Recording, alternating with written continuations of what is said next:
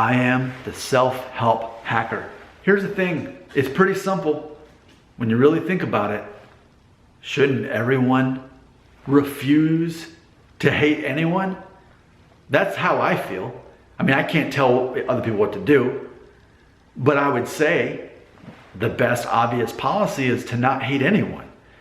To do your best to have no true enemies. Now granted, I've made a video saying how at all given times you're a perceived enemy to somebody out there. You could be driving, they perceive that you cut them off or that you're not driving fast enough or whatever it is, and then they flip you off and honk the horn and get mad at you. You're the bad guy for the next 30 seconds in that moment, and then if they think too much about it on the way to work for the next 30 minutes, you're that jerk in the whatever car you're driving.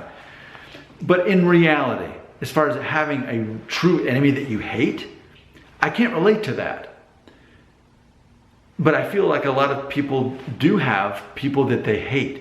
So when I hear anyone say, I hate, if it's a person, then it immediately for me is a red flag that, okay, so they've got some issues going on with forgiveness. Because if you hate someone, ultimately you're saying you're refusing to forgive them. To me, that's hand in hand. You can't have one without the other.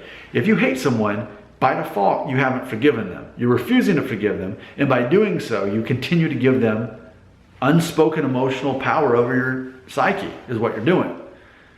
So I personally can't imagine hating anyone. My philosophy is be ready to forgive anyone at any time. That way it kind of rules out the need for an apology and all of that. Like, try to offend me, try to hurt me, I'm ready to forgive you. Like, that's the whole policy on this. And what I'm not talking about is like actual crime. Like, if you commit a crime, then yeah, you go to jail or whatever. But as far as most of the time that people get angry, it's because of something someone said to them and hurt them and disrespected them and that sort of thing. Largely, that's mainly what occupies people's brains. It's more petty stuff like that. So it's pretty simple. Like, how is it ever a good idea to keep hating someone?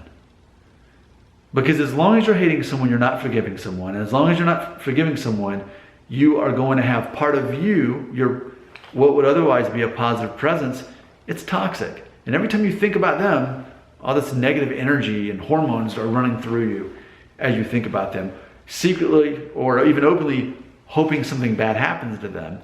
But ultimately, like I've said it before, if someone is even a real enemy, don't we want to see them redeemed? Don't we want to see them get better? Or do we just truly want to see annihilation for every perceived enemy, real or not, that we have? Hating people is always a bad decision. It is a decision. It's a choice to hate people. I'd say it's a choice to love people. It's also a choice to hate people. You get to be in control of that, and your well-being is going to be a reflection of that. Your comments belong right here.